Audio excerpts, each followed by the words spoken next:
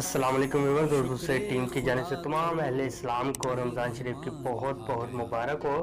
और चलिए आज की वीडियो को शुरू कर लेते हैं और जान लेते हैं कि आज का नाम क्या है और इसकी तफसीलात क्या है। आज का नाम है अनीला। इंग्लिश में इसके स्पेलिंग बनते हैं ANILA। जिन्स लड़की है, ज़बान है उर्दू, मायनी है इसके मासूम। अनीला नाम का शुमार लड़कियों के नामों में होता है।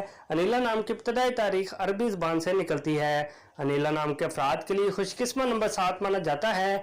अनीला नाम का मतलब मासूम है, जबकि खुशकिस्मत दिनों में मंगल और जुमेरात शामिल है। खुशकिस्मत वाली धातों में हिस्सों के हिसाब से तांबा और लोहा शामिल है। अनीला नाम के अफराद के लिए मुआफिक रंगों में सुर्ख रंग शामिल है। अनीला नाम के अफराद के लिए मुआफिक पत्थरों में रूबी शामिल है।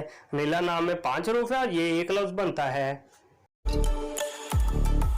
अपने नाम का मीनिंग जानने के लिए कमेंट बॉक्स में लिखिए। चैनल को सब्सक्राइब कीजिए, वीडियो को लाइक और शेयर कीजिए। Thanks for watching.